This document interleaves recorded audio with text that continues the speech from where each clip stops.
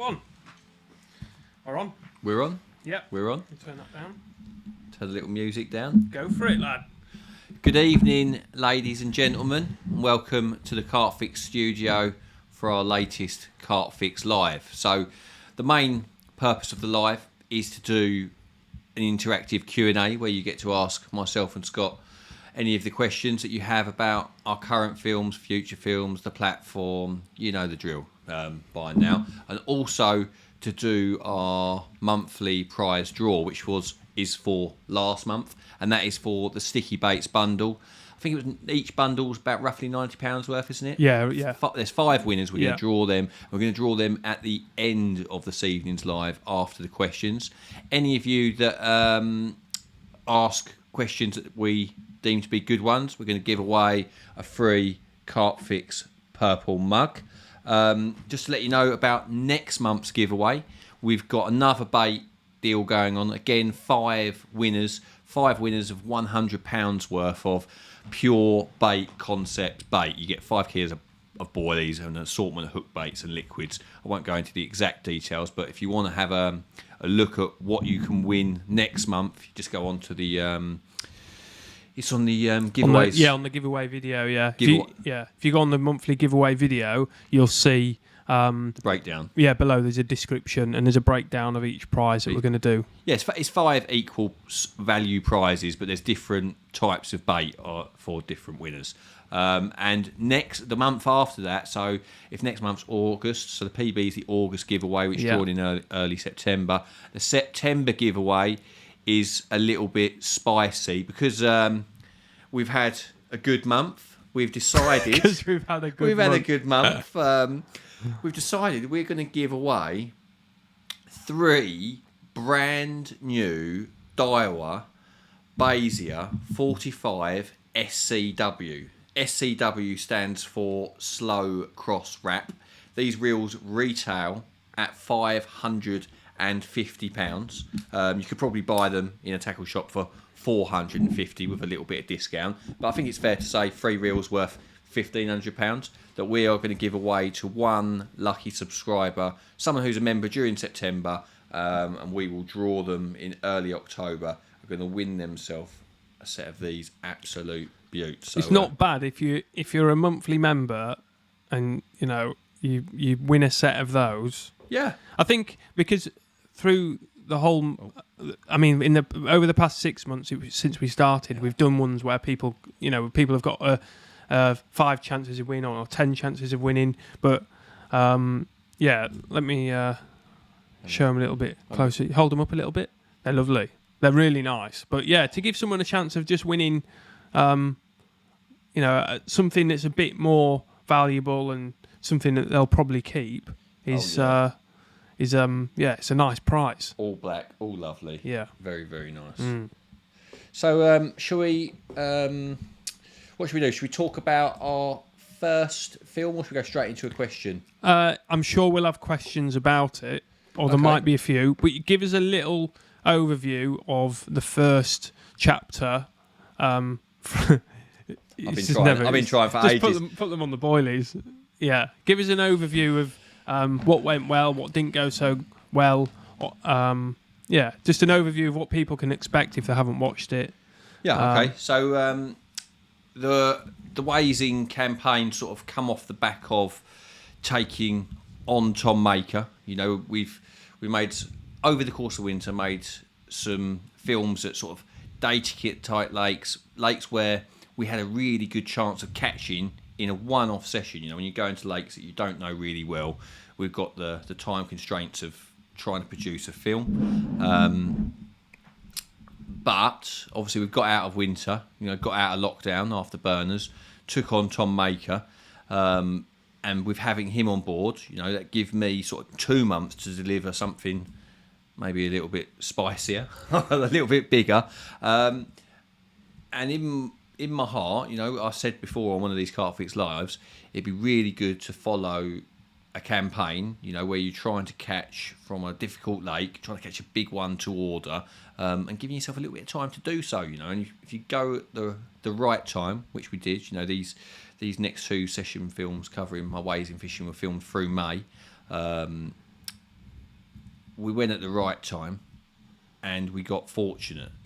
Got fortunate as in the ones that we caught. A very difficult lake, and the first bite we got on camera is a 55-pound common, which it's almost like a bit of a hybrid between a big carp story and a live session film. Scotty was editing a lot of time while we were at Wazing. I'm fishing.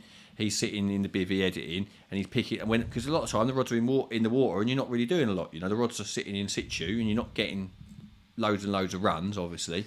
So he's working in between capturing what I am actually doing. And like I say, caught a 55-pound common, which that was the end goal. If the idea was that it was going to be a few sessions strung together, and if we got fortunate to catch one of those 50s, then that would have been absolutely perfect. And it went a little bit better than expected. It certainly did. And the film's been received really well. So, I'd like to, any questions about the film, about the second part of the Wazing, then get them in. A little bit of feedback would be good. What you thought about it, what you liked, what you perhaps didn't like. It's all feedback's good, constructive feedback. Yeah. I think, so part 2 will come out at the start of, we're in July now, aren't we? So start of August. Yeah. So, Chapter 2 will come out. Yeah. Where obviously there's 2 more. What's the sort of rundown of our next few Fridays then? So next week, you've got big carp story at the Orient. Yeah. And then after that, there'll be a Techers. We're hoping to get that with Jacob on the back of his first vlog that he's done for us. Yeah. So, and then after that, it'll be a new Jacob film. So this brings us to the end of July. I think it's like the 27th or something. Yeah. So that'll be Jacob's second vlog. Yeah. And then it'll be your next chapter at Wazing. And then we'll be back to Big Carp Stories. And then we have got a film with Tom Maker. Yeah. Thorny Weir, wasn't it? Yes. Is it Thorny Weir? Yeah. Yeah. So we've got Thorny Weir. So that's in the can from a while back, but it's coming. Yeah, only not too long ago. It was only less than 2 months, wasn't it, or something? We've got lots of nice films coming out. One of the questions actually was from Saws. He's asked what is on the cards content-wise for the summer months. I mean that we've just ran through there. What's coming out content-wise over summer? We are hoping to go away to France, aren't we? All things being well, I've got my second jab tomorrow. When you got yours? Actually changed it to the start of August. We could bring them forward. Yeah. So we've both had our second jabs, and we've got a trip to a lake called CarpFix booked. It's been in the calendar since before Christmas. We've had it in the calendar a while. It's your typical French-run commercial. As in most UK, if you go on holiday to like an English-run French fishery, you generally do a draw when you get there. And the thought of being in that death draw, and coming out last it scares the hell out of me. But at CarpFix, you get to book your swim in advance. So we've got a swim. I've only been to CarpFix once, and it was a long time ago. Probably 7 years ago, something like that. With Dan, and there's a swim. I think Dan fished in swim 2, which he done really, really well out of. We couldn't get in that one because it was booked, but we managed to get swim 3, which is the opposite end of a no fishing bank. So any lake that's quite busy with a no fishing bank, somewhere near there is generally a good bet. So we've hedged our bets, we've booked that, and hopefully, all things being well, with our second jab, we should get to go there, shouldn't we? Yeah, hopefully. Yeah. There's something to look forward to. Yeah, we have. Obviously, October was last time when we filmed the first episode. Yeah. Our session film was last time we managed to get abroad. But we need to start getting a few of them in, getting a nice variety of content. Yeah, we do. Let's get on to some questions. Okay. So Lee has asked, you're fishing over bait on a clean spot on a lake with moderate weed, and you see a good fish show 20 yards away. Do you reposition the rod or not? You can't chuck another rod at it, as the line would be too close to the baited spot. Basically, how far would the fish need to show before you move the rod? It depends. If it, let's say for example, it's a spot that I've caught fish from before, and I know it's the spot to be on in the swim, then I would perhaps not move it. If I'd never caught a fish off that spot, and I felt like they just weren't coming to it, as in I felt like they're showing beyond it to the side of it, and that's where they wanted it, then I'd move it. But you have to gauge it on what's going on. You know, like you can have your rig on a lovely clear spot, but they just aren't coming, or it's such a big clear spot that they know it's dangerous. You know, I fished on at Raisby North Lake recently for the Corder Masterclass film, and there was a big clear spot, 17 wraps.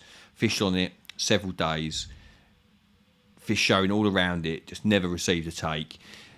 Come off it, put it onto a slightly less clear spot a little bit further out at sort of 22 wraps, getting a good drop but not particularly clear, and just started catching really frequently. So that tells me that the fish were scared of the big blatant clear spot. But it took me a couple of nights of waiting to realise that. So you've got to weigh it up and make educated decisions based on the information and the time that you've spent fishing.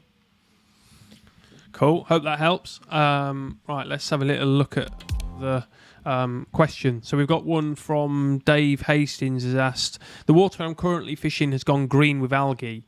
Would you do anything different with regards to rigs, bait approach as the fishing has gone very slow? I've fished a lot of lakes when they've been out like in algae bloom, and I've never heard of algae being a good thing, you know, but obviously us Brits, we love an excuse, don't we? Love an excuse for anything. I would say if the water's real thick with algae and visibility is reduced, then single bright pop-ups are losing their edge a little bit. They can be. So I'd be more inclined to fish on the bottom. But yeah, other than that, not a lot changes. You know, I wouldn't necessarily say get different types of algae. So sometimes, you know, it can just be on the surface, but below the surface, it's still clear enough, and it wouldn't matter whether you're fishing pop-ups or not fishing pop-ups. So, yeah, I would just say crack on as you are and not worry too much. Cool. Scott's asked, not me, by the way. Scott Greenaway has asked. I could ask how to feel the lead down. Or your favourite rig over silt or gravel, even what your favourite pattern of hook is in a certain situation. But I think the most important question of all is milk before the tea bag or after? It definitely tastes different if you do it either way. You know, there's definitely a different flavour sensation going on. But I'm not a tea snob. You know, I take it as it comes. People say, "How do you want your tea?" Just make me a cup of tea. Yeah. Personally, I generally put it in afterwards, but yeah, I'm not adverse to the other. Yeah. Let's have a little look at another question. So we've got, if there was one UK fish you would have loved to catch that is no longer with us, what would it be and why? Also, if you had to choose one UK water from the past, you would have loved to fish on, what would it be and why? Juicy. Yeah. Juicy. I like that. That's a cup. That's a cup. Yeah. Straight off the bat. That's a nice question. Okay. Obviously the black mirror. That's. I would love to have caught the black mirror. Perhaps like the best carp in the UK ever, possibly, depending on your preference. But if I could have fished anywhere in its heyday, in hindsight, it'd have been Raisbury in its day. You know, fishing on a low stock, crystal clear water with boats allowed. When Mary was in there, you know, fishing for a British record in a lake like that from a boat, as in like using a boat and be able to place your rigs. You know, most in the UK we're real stiff about using boats on fisheries. You know, there's hardly any lakes where you can position your rods with boats. And to be able to fish a lake that's that clear with a boat for those fish in that time for a British record, you know, like it's not without good reason that the people that fish there speak about it as they do. You know that. Yeah, if I had my time again, that's exactly that. The thought of having fished there in its heyday is unbelievable. Yeah. Samuel has asked, hi mate, I have a quick question for you. Most people these days are using super boosted hook baits glugged in all kinds of smells and powders. Do you think bog standard hook baits would be more of an edge? Can be, definitely, especially like in the winter and that, like pop-ups and spring and pop-ups and those sort of boosted things, effectively for me they're like lures. It's they carp take them because they see them, they spot them, they zone in on them, take them. But I definitely think everybody is the pop-up revolution for the last 10 years or more than 10 years has been out of hand. The rigs of trend where it went stiff hinge rig, chod rig, Ronnie rig, which is all pop-ups and bright things. And it's no coincidence that a lot of my best results in recent times have come on tigers. And it's not because tigers are better than boilies. I just think that boilies have been hammered. Those rigs that I just mentioned are so efficient and been so readily used. Every fish in every lake has been hung on them, over and over and over and over. And just something a little bit more natural, fished on the bottom, it can be an edge, So yeah. Mick the Greek, Mick the Greek. He's a regular on here, isn't he? The lake I'm on has a no leader ban and no naked and must use tubing. Would you use a lead clip or a heli safe with tubing? Because I think Corda have brought out the tubing. I haven't used the heli safe tubing kit yet. I used it, right? So I used to work at Corda. When they first brought them out as like a prototype, I went and tried them, and we were testing all the little tail rubbers. Yeah. We were trying all those, and then they couldn't get it quite right. This is I'm talking like probably 3 or 4 years ago, and they've only just brought them out because they've obviously they have for the fish safety they have to get them right. But going back to the question, I would probably say I'd fish a leg clip. I fish a leg clip a lot. The helicopter rig for stiff hook links over unknown bottom. Rah. But a leg clip's more instant. If you know the spot's good, then I can't think of much reason not to use a leg clip over a helicopter. I think a helicopter's more. It's a bit of a safety net. If you land on a rock or you land like a little bit of weed or a twig or something on the bottom, which is a very practical thing that could be out there. But I think if you're confident and you know the spot's good, then leg clip is a more efficient hooking mechanism. So that's what I think. We had a few people join us. Andrew said epic prize. So show them what the epic prize is again. So this is not... hold them up a little bit. So just remind people, this is for... Should this run for again? The free? You can do, mate. Why not? So obviously we're going to do the sticky prizes. We've got 5 £90 prizes, 5 bait bundles to give away this evening that we'll draw at the end of the live. We've got for next... This is drawn in early September. So no. So this is July's draw, isn't it? So July. This is August. Yeah. Or early August draw. So sticky baits tonight. Yeah. Anyone that's a member on the last day of July. Yeah. Will be up for a 5 kilo bait bundle of the pure baits. Yeah. And the August one, which will be drawn early September, will get the chance. There's obviously only one winner of these 3 reels. Yeah. Hold it up here. They retail at $5.50 a piece. They sell in the shops for about $4.50 a piece. Best part of 1,500 quid's worth of giveaway. They're so light. Yeah, I've used Bases for years. In my opinion, the best that you can get. Ultra light, amazing line lay, beautiful clutch. Yeah, the real deal. Yeah, so rather than the real deal, so rather than do like a 5 chances of winning, we're just gonna for this little one off. We'll just do a little something a little bit different. Have you boys ever thought about doing a film with Pecky and a member of CarpFix, sort of like a tutorial? You could teach me a thing or two, couldn't you? Do a little tutorial with me? I think he's hoping for a tuition. I think maybe one day. The thing is, he says doing a film. We've got no one to film it. So maybe something like that. Matthew Wheeler has asked, my new water has a nut ban. You talked before about soaking your boilies in the tiger nut water. How many kilos of tigers would you boil at one time and how long would you boil them for?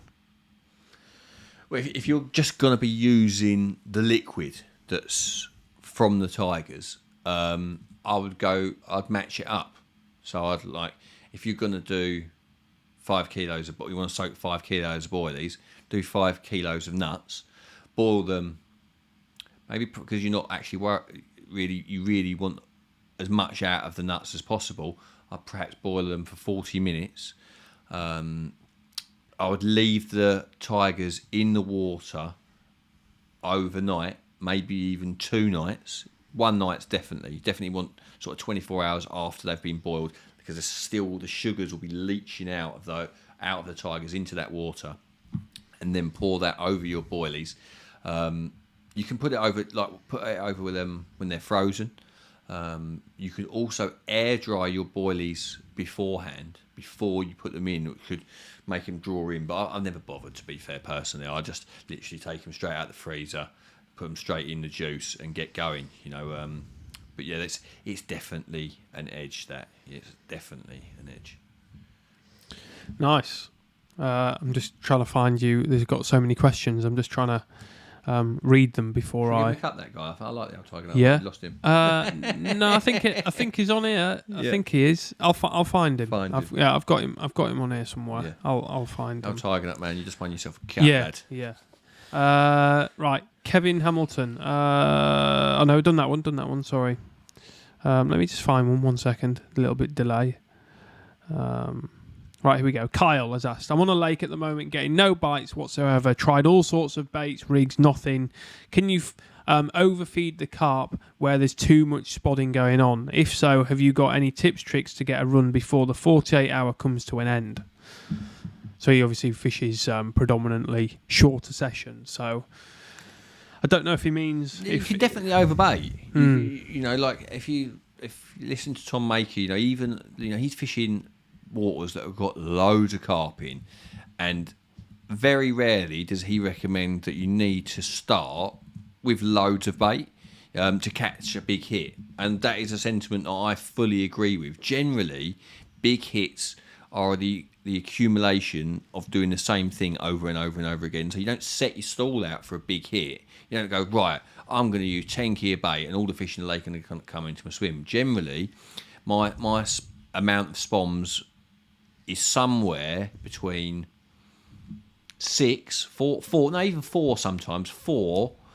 to 40. That would be like the bracket of my baiting. And generally, 9 times out of 10, it will be between 6 and 12. Between 6 and 12 spoms is generally more than enough bait to get more than one take. Generally when the fish come in on a spotted area of 6 to 12 spoms, you might get a couple of takes off that before you need to rebait. So everyone seems to think that more is better, but they've seen it all before. If it was that easy, you just turn up, put a bucket of bait out, and didn't matter where you fished. So you can certainly overfeed. And when I've tried to put loads of bait out to initiate a big hit, generally all it's done, when the fish are turned up, it's taken longer for me to get a bite. So you need bait to draw the interest to get them feeding, but you're not trying to feed them, you're just trying to catch them. So you're just trying to get them working around and finding the hook bait. And the real key is making sure that free bait is over the rig. So many people, when you get, let's say you're going to put 6 to 10 spoms around a rod, if half of those 6 to 10 spoms are landing more than 6 foot away from your float, you're time wasting, because that bait is causing fish to feed not on the rig. When I'm spomming, I want it over the rig, so when they come in and eat it, the clock's ticking, the chance of them picking up the hook bait is really high. The real thing is not to overfeed and keep it tight. Pay attention and meticulously do your best to put the spods as straight as possible, because it really does make a difference. So I got one from Stephen, a little bit on maybe a bit of casting advice by the looks of it. You found a lovely gravel spot to fish at 80 yards. There's no wind. Later that day, a big crosswind springs up. What adjustments do you make, if any, to get back on the spot and with your spomming? Just aim a little bit upwind, or... No, he's talking about the adjustments in the range, I think. Right. I think he's thinking because of the bow in the line. Yeah. I use a big spom most of the time, the heaviest one, which weighs, I'm going to say 10 ounces. It's heavy. And regardless of the wind, when that hits the clip, at 80 yards, that is straightening that braid out. So I would make no adjustments on that.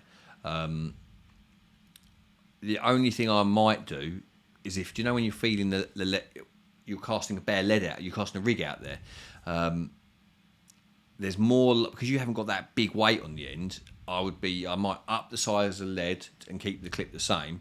But if for example, I was going to cast, I hit the clip, pull my rod up like that, and then a big old bow's going to get caught in the wind, like on a really, really windy day, I might actually shorten my clip and hit the clip and go in with the rod. So like go forward with it rather than try and feel it down. So it just keeps the line nice and tight and straight. So that's what I would say. Nice. What's the funniest thing that's happened to you while on the bank? It's from Benno. Got any funny little tale you want to share? We could come back to it. We'll come back to that. Yeah. Okay. So Sam Lemon has asked, did you pre-bait in your Wazing campaign? If so, how much bait were you using? So on the for the film that's already been out, literally I've moved into that swim and I put 16 tiger nuts in the hopper with the rig and dropped.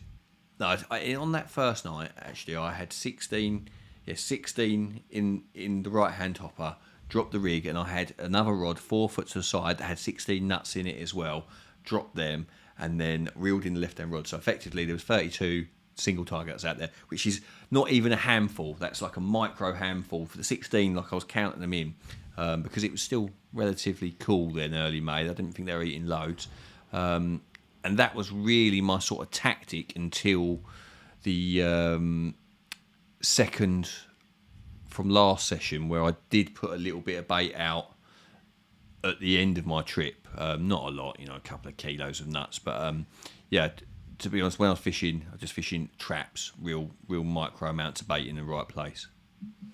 Yeah, I think people will see from the GoPro shot, because they're real time. Like that's when you're putting your rod out, you'll see the amount of bait in the front of the hopper, and you were counting them out as we were doing it. Yeah. The other thing to know, worth to say to people, is that the swim that you were in is a popular swim, and there was always people in it, so you couldn't really do any of that. Yeah. So for example, there was every single time I never got into that swim when it was empty. There was never a time when I pulled up on those. I think it was 4 or 5 sessions that we fished in total, and I never rolled up and that swim was empty. I always had to wait for someone to leave to get into the swim, and the same. It was only one time when I was in the swim when I left and someone wasn't already there with the equipment waiting to come in behind me. So on the one time when nobody else was there, I did put some bait out. But every other time, I couldn't put some bait out because it's not fair to do that. So, micro amounts of bait in the right spot, minimal disturbance in the right swim. Cool. Let's do one more question, and then we'll do 3 of the giveaways, and then we'll do 2 in a little bit. Yeah. Just because it's break it up. Yeah. Right, we got one from Zach. So he's fishing a large Cheshire Mere, over 100 acres and over a mile long, with only 30 carp present. How would you approach this baiting wise in the summer? A lot of nuisance fish present. I'm not really a bait angler unless I'm certain I'm putting it in the right spot. I find it difficult to throw bait out willy-nilly, not because of the cost, but just I can't invest in it, But yeah, if I saw the fish showing in an area, or repeatedly keep getting into the same area, or if I had a spot that kept producing for me, that's when I apply bait. I've got a real feeling about a particular area. But if you're fishing for 30 carp, and there's loads of nuisance species, and they're terrible. You're either going to be baiting with tiger nuts, peanuts, or big boilies, and a little and often approach is generally better if you live local and you're fishing it regularly. It's better just to consistently just keep feeding the area. them put a job lot out there, because if there's only 30 carp, they might not find it, they might not get through it, and it might go mouldy and start popping up. So yeah, just let the carp tell you where to put it, and then when you've got a good inkling of where that is, just a little and often approach. Sometimes you go and cut the 3 kilo here and there, but that many carp, you don't need loads. Cool. Right, let's do. Why is that coming up like that? Let's just get rid of that. Okay, here we go. So you can see on the screen there, we've got a name there. So that's not a winner, but this is our little button that we're going to press, and we'll do 3, yeah? Going to give away 3 of the sticky bundles. Yeah. That's what you win. Do you want to read that out quickly? What they win? Right, they will win 5 kilos of Krill Active 16ml. 1 bottle of the pure Calanus, I don't even know how you say it. Calanus liquid. 1 Krill Active Tough Ones in 6ml, 1 tub of them. 16ml. 1 Krill Active Wafters in 16ml. 1 Peach and Pepper Pop-Ups in 16ml. And 1 Peach and Pepper bait spray. Lovely. Right. Let's have a little look. It's all there, look. It's all there. Apart from the 5 kilo bag. Yeah, well, it was in the freezer, so yeah. Didn't want to get it out. Right, here we go. So first one is Will. All right, okay, that really helps. So Will, I've got your name on a spreadsheet. He's got your number, Will, and your membership number. Yeah. I've got your number next to your name, so just bear with me. I've got your number. Right. Okay.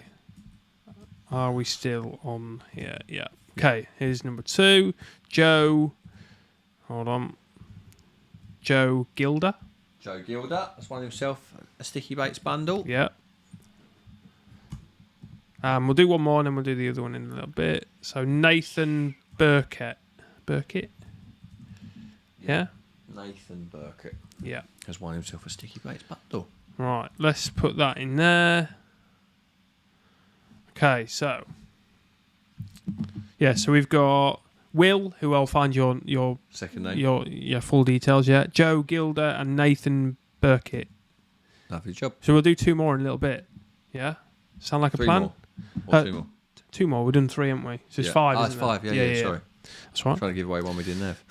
Right. Let's let me get a question up on here. Okay. Let's have a little look. So this is from Ben. You can only fish 2 rigs, one bottom bait rig and 1 pop-up rig. What are they and why? Bottom bait rig, so no whacker. Yeah. Bottom bait rig and 1 pop-up rig. So my bottom bait rig is straight braid, knotless knot, 7 to 8 inches of braid, 18 to 20 mil hook bait to a size 6 wide gape, with a knotless knot, so that the hair exits just sort of between the barb and the point, probably slightly closer to the point, but not less than the point, with the bait brushing 5 mil off the bottom of the bend, fished either on a leg clip or an inline lead. So that's my bottom bait rig.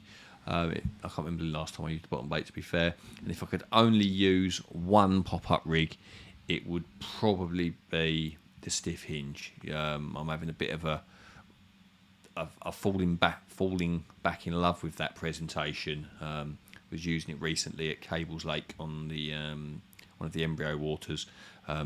Big size 4 on there. Didn't lose hardly anything. So yeah, they'll be my 2 rigs. Cool. Ben has asked. Oh no, sorry, that was Ben just then. I've got one here. So Danny Wicks has asked a question regarding my spod setup. So he's looking for advice on line setup for my spod rod to help prevent unnecessary snap-offs or line fraps.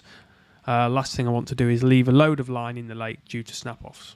So if you one of the real common mistakes people make is with the braid. So you want a floating braid for your spod rod as a main line, and a thin one. And you don't want to overfill it. You want to have a little bit of lip showing on the edge of the spool. And the reason for that is it's basically an automatic. It's causing friction, which is stopping too much line firing off.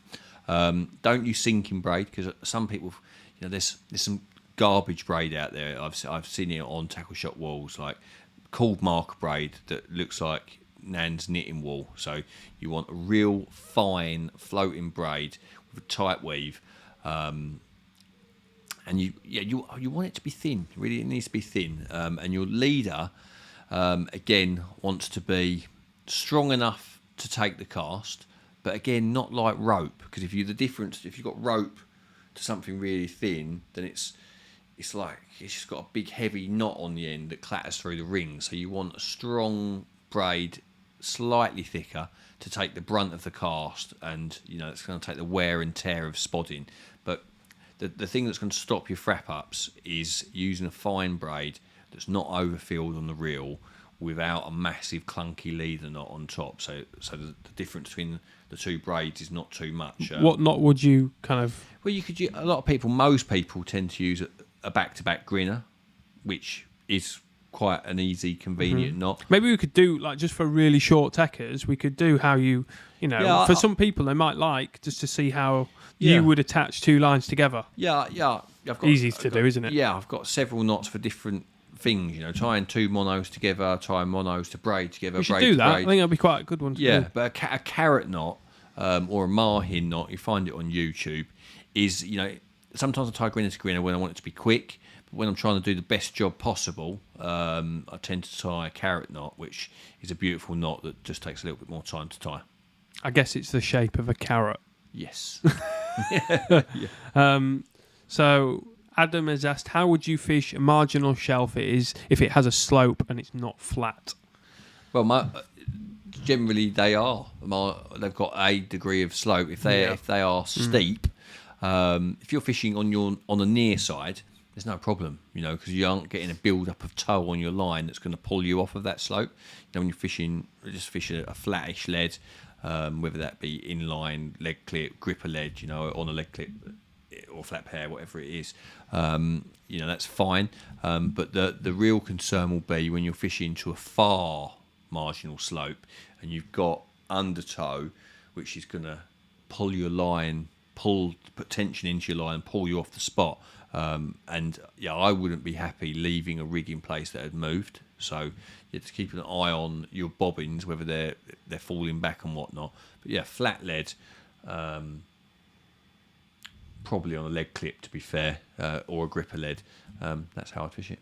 Sweet. Lee has asked, how do you manage strong undertow, and are you worried about the underflow moving your rig and blunting the hook? No, I don't think the undertow on the bottom is that strong.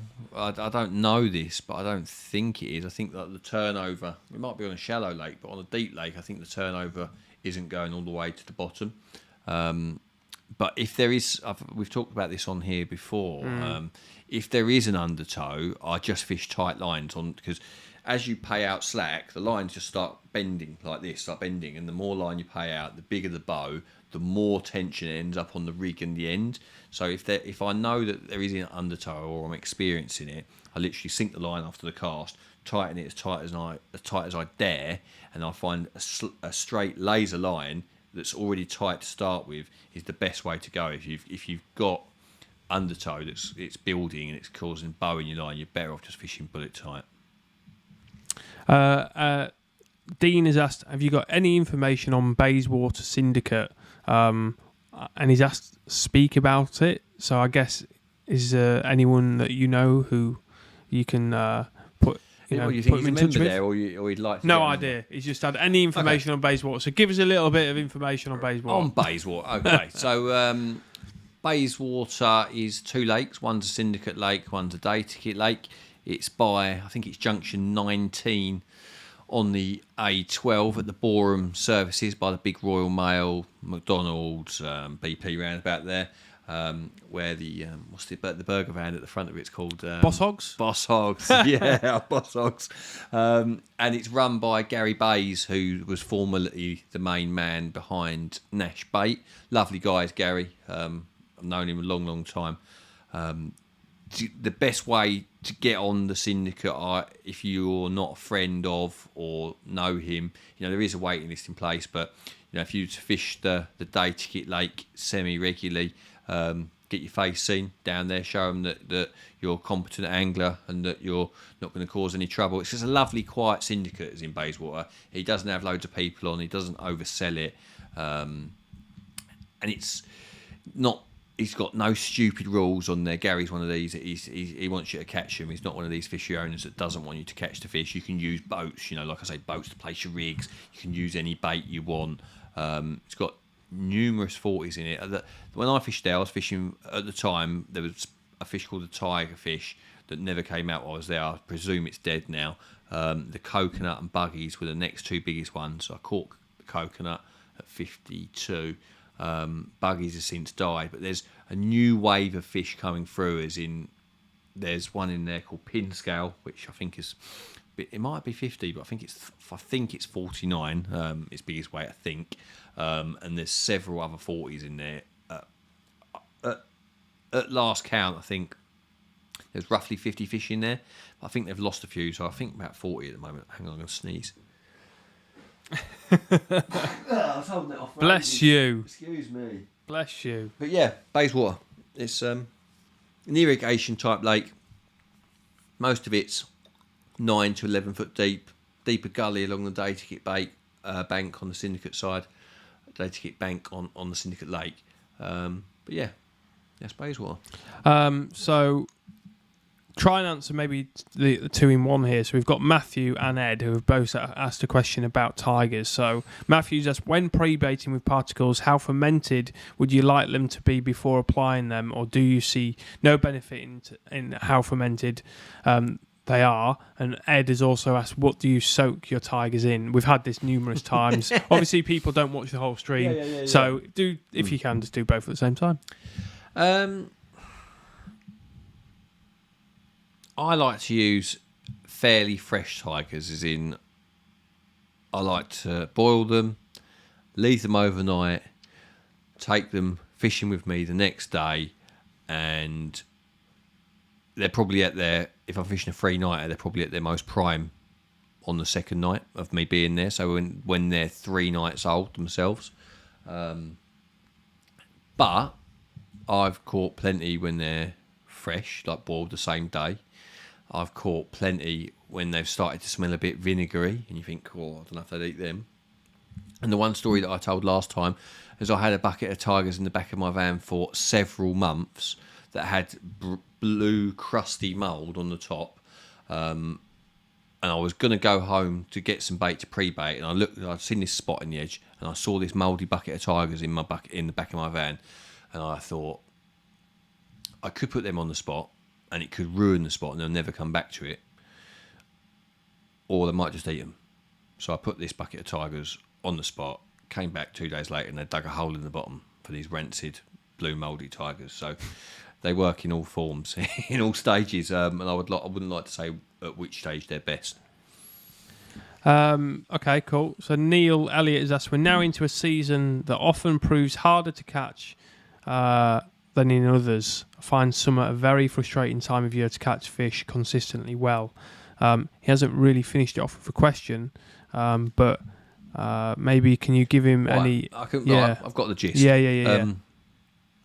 Some lakes are at their best in the summer, because generally when the water is warmest, their fish's metabolism is highest. They're coming out of spawning, so they've spawned, and they need to replenish. And I think that carp are at their hungriest when the water is warmest. That's my opinion. But at the same time, they can be more difficult to catch in the summer if the lake is abundant in natural food. Some like the lakes can be pretty barren in the winter, not much food in them. You go through spring, the weed grows, all the bugs hatch, and some lakes can be incredibly rich in the summer. And when the fish turn to that, they'll be gorging, but they ain't gorging on what you're feeding. They can be. So if you are struggling to catch because that is the case, then sometimes a switch to natural baits can be really effective. Maggots are absolutely deadly at all times. People think that they're a winter bait or an autumn bait, but they're a great bait for carp at all times of year. The only thing that makes them not so good is the levels of nuisance fish in the lake. So if you've got loads of roach, loads of bream, loads of tench, maggots are going to cause you hell. If you've got none of that, then they're going to be your friend during those times when the fish are on the naturals.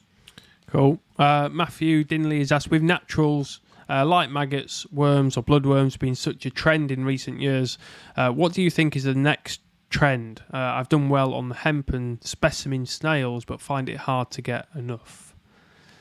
Can you see anything in you? Go on. I've never used snails. Yeah, I haven't used snails. No. I think it's all to do with what's been hammered and what suits the situation. Like I just went into with the maggots, I would back maggots to outfish particles and boilies if there isn't nuisance fish, and unless they've been hammered within an inch of their lives. If the fish have been mullered on them. Casters, everyone's seen the Terry Ann video, casters, deadly. Worms, deadly. But it's all to do with having the right bait that they want. I've seen people talk about like buffet theories, when you've got a bit of different stuff in the water to get the fish all going. I think if you've got the right thing on the end, you don't need a mix. If they like tigers, then feed tigers. If they like sweet corn, feed sweet corn. If they're on the boilies, feed boilies. It's just fine tuning what they want and what hasn't been hammered. Tigers are very underused. They're underrated because no one's not sponsored by Tiger Nuts. So they just don't. They get a bit under the countery. Yeah. And anyone that's been fishing a long time knows their effectiveness. Darren Walker's asked, what's been your most reliable Hooklink material and why? Yeah, that's a question that hasn't really got an answer because obviously different situations. Different situations call for different products. I wouldn't.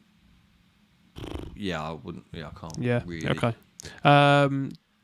Craig has asked, would you recommend fishing a match the hatch over weed or a coloured pop up? Well, in this day and age of coloured pop ups being absolutely hammered, I think if the water's clear, then they can see it anyway. It doesn't need to be bright. And I've done well in the past fishing dark ones over like cells being white. It's quite creamy coloured bait. Fishing activate pop-ups over the top, and that caught me some really good fish at Essex Manor. But again, there's no answer to that exactly. It depends on what the lake's seen before, the clarity of the water, and what those fish prefer. Cool. Joshua has asked, when did you get your head around Zig Rigs? As I cannot get my head around them. I've used them a good number of times with one take. Well, that's the I don't know many anglers. I'm not going to say any, but not many that like fishing Zig Rigs. Most carp anglers will say to you, I hate them, or I use them when I have to. And I would say I fall into the bracket of I use them sort of when I think I have to. They wouldn't be my choice because obviously you're fishing with weaker hook links, smaller hooks, and because of that, it's hard.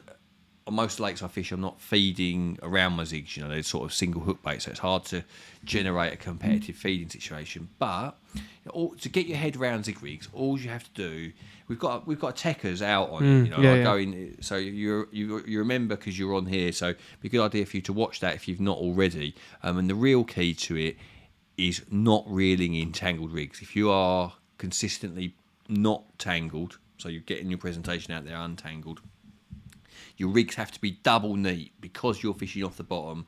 Your line is there to be seen. So fine hook links, smallish hooks. Not always smallish hooks on a zigger line. You don't need small hooks. But neat hook links fished at the right depth in generally clear water is better for Zig Rigs. You just need to go somewhere fairly easy and catch a few on them. Somewhere like Burners where there's a lot of fish in there. The linear lakes, they love a zig in them. So lakes with a good stock, get your confidence up, fish them.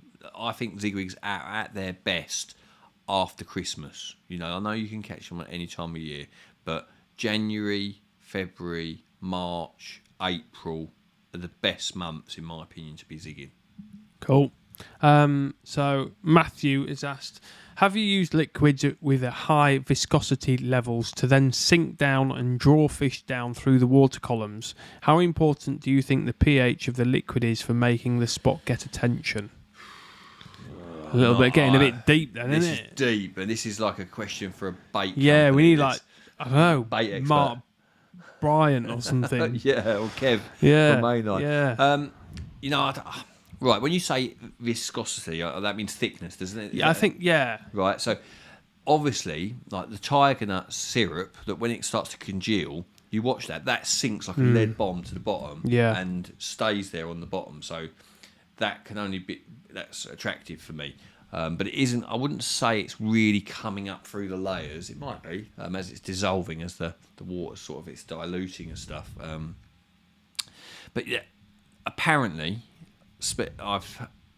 people tell me that that is what fish pick up on, pH change in the water. So apparently they discover bloodworm by their sweat and their urine, as they're just living in the mud. The way they are detected is by the change in pH in the immediate area of that water. But it's too techie for me. That's beyond Pecker's Techers. That is. That's Well, we'll leave that one. We can't answer every question. Yeah, I'm not a bait expert. No. GP. Don't know what his real name is, but we'll just call him George GP. St. Pierre. Who knows? Maybe. What's your go-to tactic to save a blank on a water you feel you should be catching on, aside from moving? So if you can't move, I'm not moving. Yeah. But the thing is, you can't change the fact the fish aren't in your swim. So a lot of the time when I'm not catching, I'm not seeing anything. And if I'm not seeing anything, then I put it down to the fish not being there or they're not showing. If I'm in a swim and I know the fish are there and I'm not catching, that's when I might change something. And if I can't catch on the bottom, as in I think I've given it long enough, the fish are there, not catching the bottom, then my next go-to will be to try a Zig Rig. If I know the fish are in the swim and I'm not catching them on the bottom, then my change of tactic is to probably, one of my first things, depending on the situation, will be to come up in the water. But yeah, it depends whether I think the fish are in the swim or I'm not catching because they're not there. That would be the thing that is all. It's all about whether they're there or not. If they're not there, you've got to move, regardless of whether you want to move or not. And you can't catch what's not there, so it doesn't matter. It doesn't matter if you change rig, change bait, change spot. If the fish aren't coming into your swim at all, any change you make is irrelevant. So, yeah. Jamie's asked, good evening, lads. How can we never see Darrell fish Gigantica? What? I've been to Gigantica many times, but not for a long time. Maybe it means recently. Yeah, I haven't been there since there was a Corner Social. I think it was 2013. I really enjoy fishing Gigantica. I love the fact that I don't have to take any food with me. I love the fact that I'm in the swim. It's proper relaxing fishing. I find a spot on the beginning of the week. I fish it consistently out to my clips, which is nice and straightforward. Don't have to think about it too much. Eat nice food, drink loads of beer in comfy swims. It's absolutely great, and I will go back. I've never caught any of the real monsters out there. I've had A60, I had a fish called Galaxy last time I was there at £63, and I've had several 50s. But it's a different lake now since Danny's introduced those fish. There's some of the original big ones from back in the day have died off. New ones have come in and taken their place. That Immaculate Common at £90. The trouble is, it's such a popular venue. I would have to book it in very long in advance to get a spot on there, or be asked to go there filming. And because we've done so many films there 10 years ago, we just haven't been there as much in recent times. Most of the times I fished there previously were for filming trips. But yeah, maybe like Dan said, at the moment because of COVID, there's people have like rescheduled for the following year, so there might be an opportunity for CarpFix to get out there this year. Could well be. And it's a different lake, and I've never had one of the real monsters out there, so I would love to go back. Yeah. Harry Morgan has asked, how have you got on with the no-name goo you said you were going to try? It's been a game changer for me this year. You know that a lot of the time in recent times I've been fishing tiger nuts. straight, natural, au naturel. But I fished at the Cotswolds for thinking tackle using a no name, caught a lot of fish, and I've fished no name a fair bit. It's definitely, I can't use them all. There's so many in the range, but I would say no name is my favourite yellow one now. It used to be pineapple or isotonic, but I would say no name is my favourite yellow one, and squid is still my favourite pink one. But I haven't fished them against any of the others. Do you know what I mean? Because the nature, I try one and it works, and if it works, I'm not going to put something else out there. So, I would say the no name is good. Cool. So Michael has asked, on a reel, it has a little switch on the bottom that allows you to reel both ways. What does it do, and why would you use it as a reel? Oh, is this come one on, this... Right, okay. Right, hold it like up here. That's it. Right. So this reel's anti-reverse is actually under here, right there. So it's a slightly different place, yeah, but normally they're quite often here. Yeah, on the back there. But on this one, it's just there. Yeah. And the reason you have an anti-reverse, I use it to give line. So you have a clutch to give line, and you have an anti-reverse to give line. Personally, I try to avoid using the clutch at all times. I use it for the take, to get a take, so the line pulls off when I get a bite. But every single time the spool rotates, it puts a revolution of twist into the line. So if you're playing a fish on a clutch, you're putting twist into your line. If you take your rod out in a boat and leave it on the rest, and you take it out of the clutch, you're putting twist into your line. So I use the anti-reverse when I'm fighting a fish. The fish pulls, wants to take line. I reel backwards, gives the fish line. I find them in much better control like that. But I do have the clutch set as a bit of as a backup. Yeah. If you're going to get caught short, But yeah, I use the reeling backwards mechanism for playing fish, and I don't know, all of the best anglers I know do that. And I think you're in much better control. In carp fishing, this is, if you're fishing for, say, grass carp, like, they take off so fast that you probably couldn't backwind fast enough to keep up with them. So you're probably better off playing grass carp and stuff like that on the clutch, or at least making sure that you have that set, like I said. But yeah, for carp, they don't tend to be that fast, and backwinding is my preferred way because I feel like I'm in more control. Cool. Lewis Wheeler has asked, all right, boys, enjoying watching the show from the hot tub in the garden. Oh, hello. It's all right for some, isn't it? Yeah. I'm about to embark on a week-long session on a new lake that is very weedy. If I can't see carp showing, would you go in a swim full of weed on the surface and cast into holes, or try and find a clearer-looking swim? Forecast is overcast with northwesterly winds. So a lake full of weed. It's really hard for me to say. Yeah, because you haven't seen the lake. I haven't seen it. I don't know what the depths are. Like, it could be up and down. One end could be really shallow. One end could be really deep. There's lots and lots and lots of variables. But I like to fish on clear spots if possible. I like to find a clear spot to present my feed on. But it depends on the weed type, the depth of the weed. There's so... sometimes I go into the weed, you swim and fish chods on top of the weed. Sometimes it's the reading of the situation, where the fish are, where they want to feed. Are they scared of the clear spots? Are they more happy to feed over the top of the weed? You have to, one of the biggest skills in carp fishing you can have is reading the situation, and that only comes from experience. And I get it wrong a lot of the time, but I know by the reaction on the rods whether I should have caught or not. If I feel like the activity level says I should have caught, then that's when I'll make an adjustment, whether that be spot, swim, bait. You have to be able to read it and just common sense.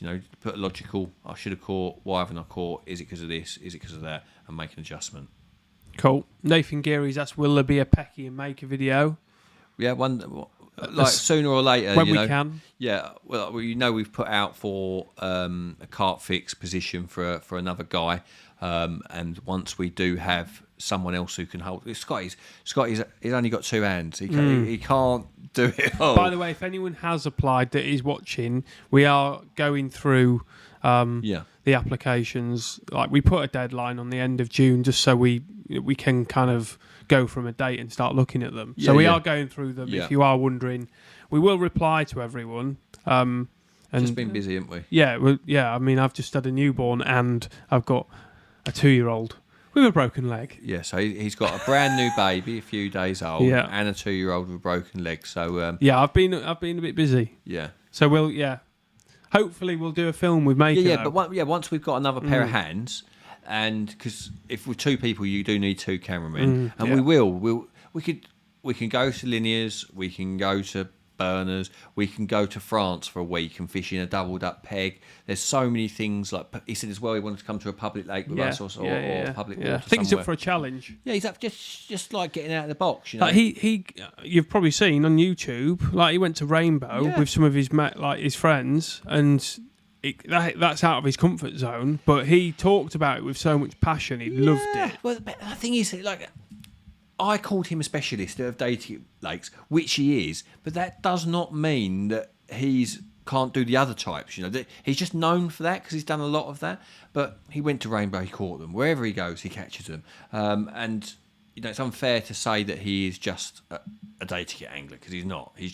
That is something that so many people do, that when he's filmed, that's stuff that people want to see. So we'll definitely film with him. Two's up somewhere at some point. Ben Weeks has asked, I'm going to Parco in November. Is that when we went? November? Next year. Would you say you have to fish solid bags, or would you prefer, or what would your preferred approach be? I mean, things might have changed a bit there, but when I fished at Parco, it was during a quarter filming thing. I was in peg 14, which is a good end peg with a nice no fishing bank up to the left. And at the beginning, like, we were there, I think it was the beginning of November, right? And what I saw was everyone caught really well, or most people started catching from the minute they cast out. And then by the end of the week, it got quite tough for a lot of people. Now, I don't know if that is where all the fish moved into the corners and sort of hid up from the open water, or it was just where the water cooled down and the fish stopped feeding. But what I can tell you is that the fish see a lot of pellet there, and from my experience, when a lot of pellet goes in, it becomes like addictive for them, and it becomes if you're not using the house pellet, you're up against it. You can't outfish what they're reared on, and I done really well generally on solid bags. In November, I think less is more. I don't think certainly not going to mean it needing to put more than 20 spoms over a rod. I think I would maybe start with a dozen or so spoms, and if you're catching loads, then you can put a bit more out. But from what I found there, just a solid bag was enough. A solid bag of that pellet. They've just come in, hoover it up. Yeah, big like massive mouths. Caught some nice ones. Yeah. So John has asked, I fish a day ticket water about 8 acres with approximately 250 carp. Majority are over 20 with loads of 30s and a handful of 40s. Sounds like a kind of typical kind of lake. Each peg, like day ticket lake, each peg has boundaries, and as a result, the majority of fish shows are down the middle of the lake, in what effectively is out of bounds. I guess everyone's got like a limit to go to. They always find those areas. How would you fish to this to catch? How would you fish this lake to catch consistently? I'll fish right in the middle where they are. That's one of the most easy things that you can do to set yourself away from other people. Like, was it Sorry to interrupt. Rockford. Yeah. You got to puncture these safe areas if you can safely. And Gigantica is a classic example of that. You can catch them short. You can catch them at medium range, but you can also catch a lot at long range because the pressure pushes them out there. And on every lake I've ever fished, anywhere that's not getting accessed very regularly, is a magnet to the carp, and that is one of the first things that I'm thinking when I arrive to any lake is how can I exploit areas that aren't getting fished as much as they could be, and where I think the carp will be hiding out. Cool. We'll do a few more. Should actually give him a cup. That was a good question. Oh, you're testing me now. Oh, no, I got him. Yeah. John Andrews. Yeah. Okay, let's have a little look on here. I had one just on here. Okay, Kieran's asked, when using the Albright knot, do you ever suffer from knot strength issues? I usually have a 1 in 4 combi rigs snap-on testing with the puller, but you use it on how many big fish But do you use it on many big fish campaigns? Yeah, like recently we're fishing at... You don't pull till it breaks, do you? These... Depends what knot I'm pulling, For a grinner knot, I don't even test it because I'm so confident in it. But the Albright knot... what you've got to remember with a puller tool is how strong you are, right? With those puller tools, you can pull... If you think what 20 pound is, imagine a 20 pound dumbbell, a 10 kilo dumbbell, which is nothing, is it? So then you go like this. Oh, I broke it. It's no good. The key with the Albright knot is, say that's the loop that you've... Say this is the loop of mono that your braid's going to come through. The real key is that both pieces of braid, so you've cut your line's coming in one way, going round and round and round, and then coming out in the same direction, not like this. So both pieces of braid have to exit the loop in the same direction. That's the real key to the Albright knot that so many people get wrong.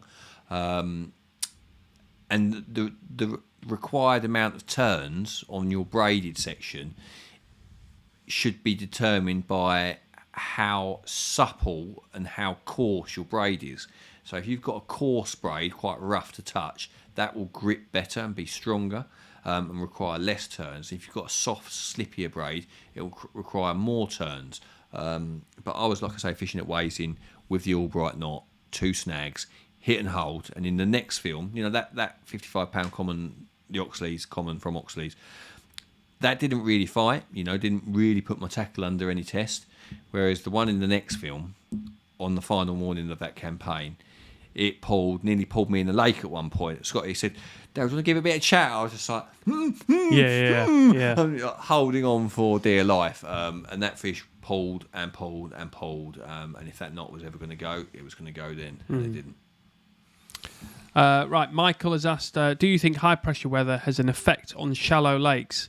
If not, what depth would high and low pressures really make you change your approach on a lake? So many people talk big on weather, on pressure, about how it influences carp. But for example, so in the middle of summer, you get low. It's been red hot for ages, and you get a big low pressure, big wind come on the lake, oxygenates the water by having a ripple on the lake. Stirs it up, cools it down, and can trigger some heavy feeding. But is it the pressure, or is it the fact that there's been a big blow on oxygenated the water that's caused the reaction, caused the feeding reaction? And on the same time, let's say you're in the spring, it's been cold, you're coming out of winter. What's more important, a low pressure or 20 degrees blazing sun? A 20 degree blazing sun might raise the water temperature by a few degrees, bring the fish into the shallows, and then you see them catch them more readily. So although the pressure affects the weather, it's the weather that affects the carp, in my opinion. It's the weather that pressure brings, and each of high pressure and low pressure can be good in different circumstances, and I fish accordingly to the conditions. And I don't always believe that low pressure is any better than high pressure, middle pressure. Just fish where they are and take your chances. Nice. Zach has said he's been using the multi-combi rig with success recently, thanks to the Peckers Techers, and recently had my PB on it, £36 4 ounce. There's a cup. Have a cup, lad. Yeah, Zach. Have a cup. Have a cup, lad. There is another guy who sent us a message in with some pictures. He used some of our pop-ups. The old white banoffees. He had I've got pictures I'll show you. I'm going to put a social post out as well. He had a 45 and a 48. How do I not know about this? Yeah, I think he said they're from a park lake in Kent. Any tickets, mate? Yeah. My Wazing 45. I'll show you the nice fish. I'll show you them later. Show me. CarpFix Live's over. I'm just going to go get some big carp. They're like, yeah. I was intrigued. Like, wow. Send me the pictures. Send me the pictures, lad. Yeah. Ed Juniper said, Scott, congratulations. Thank you. Andrew has said, is football coming home? What do you think the score will be? Hang on. Can we just hang on? I'm going to interrupt. This last film that we've put out, that last Wazing film, right? So Scotty told you that he's just had a little one, and he told you that his two-year-old broke a leg on a birthday. So Scotty was editing and working from his laptop in the hospital. Yeah. Now that's commitment. Well, there's no one else. To do it. I mean, there are people that we could get to do it, but we've got to, obviously, the financial side of it. You've got to look at it. But what an effort. Yeah, that's Mega Man. One of our episodes was uploaded from Brumfield Hospital in Essex. Good work. We've got one more question. Okay. From Matthew. Do you have any ambition to catch a specimen-sized fish of another species like barbel, tench, rudd or the like? Or what's been your best fish caught by accident? I wouldn't say I've got any real desire to take up any other form of fishing. I would like to catch a barbel at some point because I know the River Wyre's stuff with them. So one day I'm going to go there with someone and catch a few. Maybe do a weekend, stay in a nice pub hotel, sleep over dinner, that sort of caper. I know some people that could show us around. Yeah, because I've never done it before. I've caught all sorts of different species, but I've never caught a barbel in my whole life. Which, it's one of the species that a lot of people get into. I'd like to have a weekend or a few days catching a few, just so I know what it's all about. One thing I'd love to go back and do is when I worked at Corder for the Big Fish Off. Yeah, Big Fish Off. We went over to the Amazon basin and fished for the prebait catfish. Right. They're ridiculous. The fight you get off them. Okay. They're you fish with sea rods. Yeah. And your rod's just you're sea fishing off the end of your boat, and then when you get a take, it's like it's a shark on the end. Yeah. And you're in a tidal river, so it's this flow to it. Yeah. It's we should Next do level. we should do something like that. Yeah. That'd be good. Right, let's give away these last 3 sticky bundles. Yeah. Right, so the last person we gave one to, you can see there, was Nathan. Yeah. So we've got 2 more to do, yeah? Yeah. I'm just going to make sure people can see. So Luke Bray. You can see there is one. I'm just going to copy Luke's name. Put him in the right one. Do one more. Marcus. So Marcus, I'll find your full name. I've got a little ID number next to you. There you go. You can see his name there. So Marcus, I'll get your details yet. So we've got Will. Will, I'll send you an email.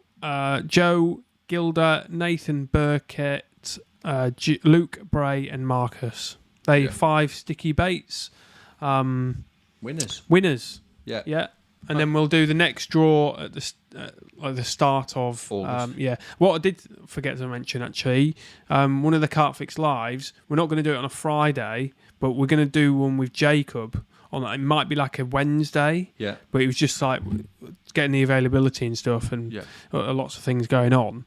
So we'll probably hopefully get Jacob in here we did with Tom, and ask him some questions about the kind of fishing he does. Yeah. Real cool. Really enjoyed his film. Yeah, and we've got loads of really nice comments. So on the website, you can leave the comments under the video. If you read them, he's done really well, is it? Done really good. Yeah, good. So, brilliant. Yeah. So, that's it. That's it. All right. Well, thank you very much, ladies and gents, for coming and joining us this evening. Thank you very much. We'll see you next time.